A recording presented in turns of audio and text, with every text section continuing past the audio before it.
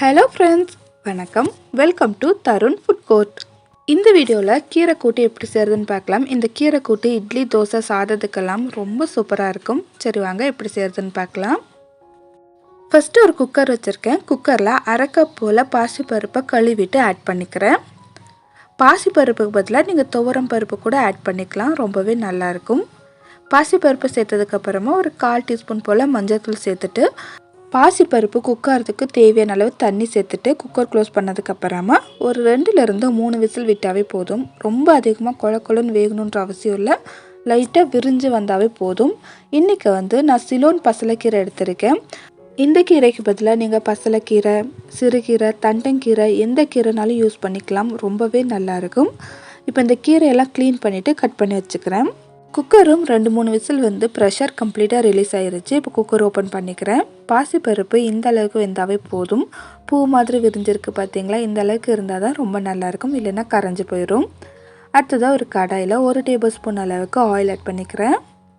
Oil நல்லா சூடானதுக்கப்புறமா கடுகு, சீரகம், அடுத்ததாக ஃப்ளேவருக்காக ஒரு 2 போல் வரமிளகாய் ஆட் பண்ணிக்கிறேன். ஒரு இனுக்கு கருவேப்பிலை சேர்த்துக்கலாம். ஒரு 5லேருந்து 6 பல் பூண்டு தோல் உரிச்சிட்டு நல்லா இடித்து வச்சுருக்கேன், அதையும் சேர்த்துக்கிறேன். கூடவே காரத்துக்காக 3லேருந்து 4 பச்சை மிளகாய் ஆட் பண்ணிக்கலாம். இதெல்லாம் சேர்த்துட்டு நல்லா வதக்கி விட்டுக்கிறேன். அடுத்ததாக ஒரு பெரிய வெங்காயத்தை மீடியம் சைஸில் கட் பண்ணி வச்சுருக்கேன். வெங்காயம் சேர்த்ததுக்கப்புறமா 1/4 டீஸ்பூன் பெருங்காயத்தூள் சேர்த்துட்டு நல்லா வதக்கி விட்டுக்கிறேன். வெங்காயம் நல்லா வதங்கட்டும். வெங்காயம் நல்லா வதங்கினதுக்கப்புறமா 2 மீடியம் சைஸ் தக்காளியை கட் பண்ணி வச்சுருக்கேன், அதையும் சேர்த்துக்கிறேன்.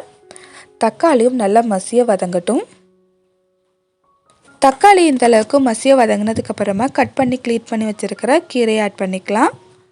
கீரை ஸ்டார்டிங்கில் ஆட் பண்ணும்போது ரொம்பவே அதிகமாக இருக்கிற மாதிரி தான் இருக்கும். ஒரு 2 நிமிஷம் நல்லா வதக்கிட்டோன்னா நல்லா சுருங்கி கொஞ்சம் போல் ஆயிரும்.